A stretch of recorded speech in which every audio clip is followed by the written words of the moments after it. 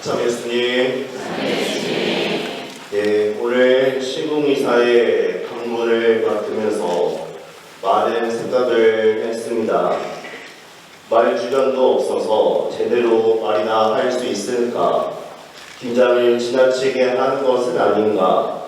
또는 함께 하시는 신부님들과 교우들에게 또 다른 고민을 안겨드리는 것은 아닌가 생각 많이 했습니다. 오늘날의 시국에 아주 소극적이었던 저였음을 고백하지 않을 수 없습니다. 그랬던 저를 반성하라는 뜻인지 하느님께서는 오늘날의 시간을 저에게 선물로 주셨습니다. 오직 하느님의 도우심에 맞대어드리며 기도하는 마음으로 평소에 잘 보지 않던 뉴스들을 접했습니다. 오늘날의 뉴스를 보면 기쁘고 밝은 소식들보다 뒷목 잡게 만드는 소식들이 더 많이 있는 것 같습니다. 작금의 소식들은 뒷목을 잡게 하다 못해 아예 세상과 단절하게 만들어 버리기도 합니다. 저 또한 일부러 뉴스를 보지 않았습니다. 그러한 와중에 최근 뉴스를 보면서 단순하면서도 제일 많이 했던 생각은 탄핵 기업 이사, 아니 지금은 파면 기업 이사라고 해야 맞을 것 같습니다. 파면 기업 이사가 오늘이 마지막이었으면 좋겠다라는 바람이 컸습니다. 아니 파면 기원 이사는 오늘이 마지막이고 다음 주에는 하느님께 감사드릴 수 있는 감사 미사를 봉헌할 수 있을 것이라고 확신합니다.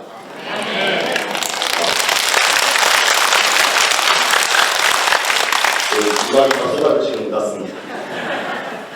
그러면서 동시에 또 마지막이라는 단어를 언급하는 만큼 지난날의 사건들보다 앞으로 힘을 내고 희망을 가지고 살아가는 주님과 함께 새로운 출발을 하자고 권고하고 싶었습니다.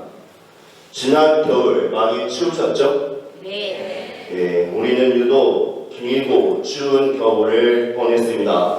저는 오늘도 추웠습니다. 해를 넘기면서 기후적으로도 추웠지만 마음 또한 추웠던 시간을 보냈습니다.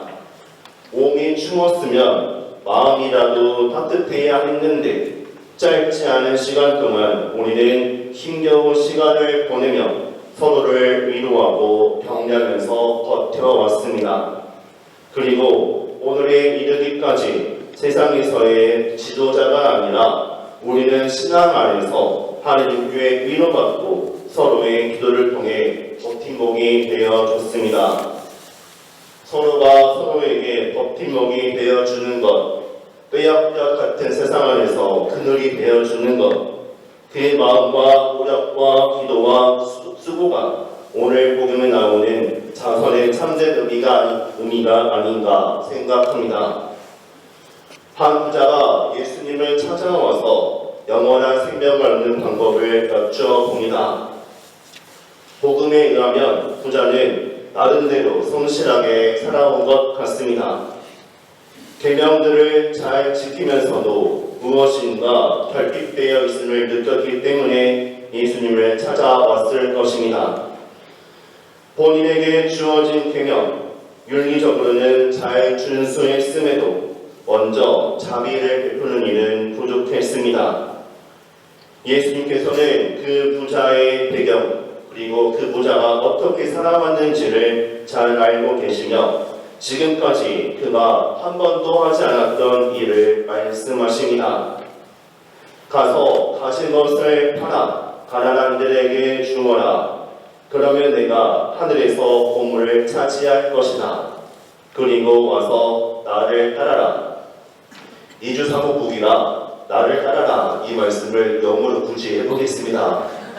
한국말로는 나를 따라라 하는 게 명령형이시고, 그리고 일부 영어 성경에서는 follow me로 되어 있는데 일부 영어 성경에서는 나를 따라라가 come with me입니다.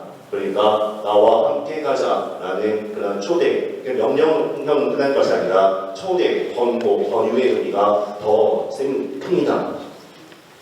이 말씀은 단순하게 가진 것을 다 팔아 가난한 이들에게 주는 것으로만 국한되지 않습니다.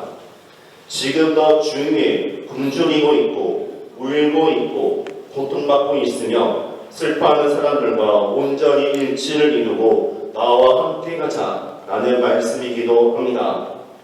결국 예수님을 찾아왔던 그 부자는 그가 가지고 있던 부와 명예, 권력을 포기하지 못해 예수님과 멀어졌습니다. 수동적으로만 계명을 지켰고 안 지키면 안 되는 율법들만 준수했기 때문에 본인 스스로 능동적으로 실천해야 하는 사랑과 자비는 부자와 전혀 다른 세상의 이야기였습니다.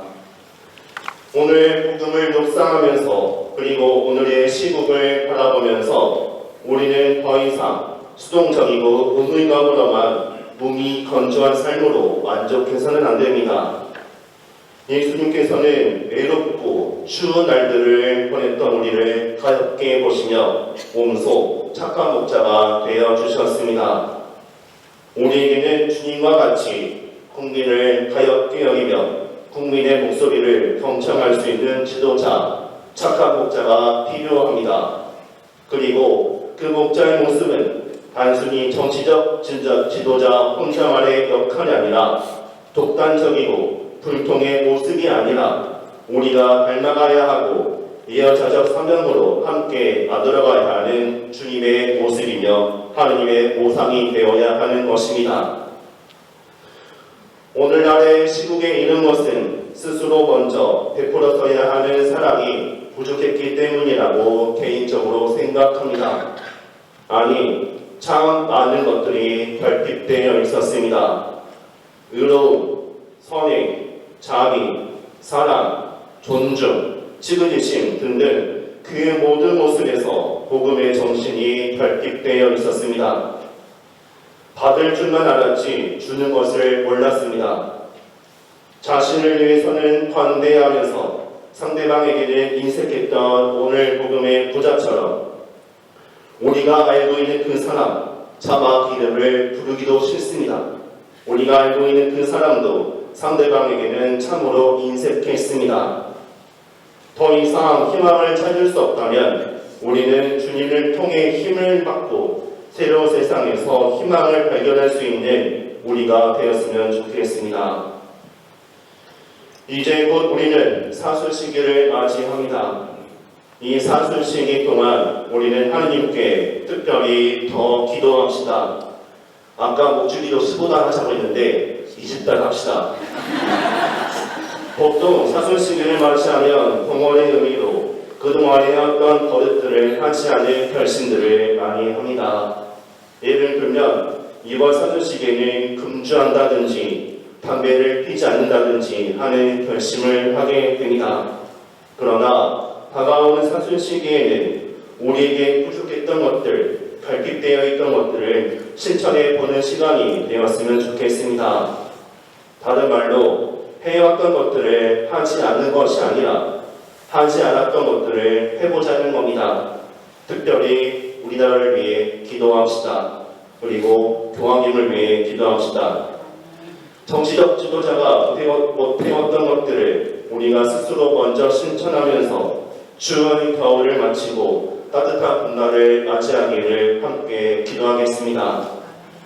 착한 목자이신 예수님을 따라 하느님 아버지께서 자비하신 것처럼 우리도 먼저 자비를 베풀 수 있는 사람이 되기를 기도하며 오늘 미사를 함께 봉헌합시다.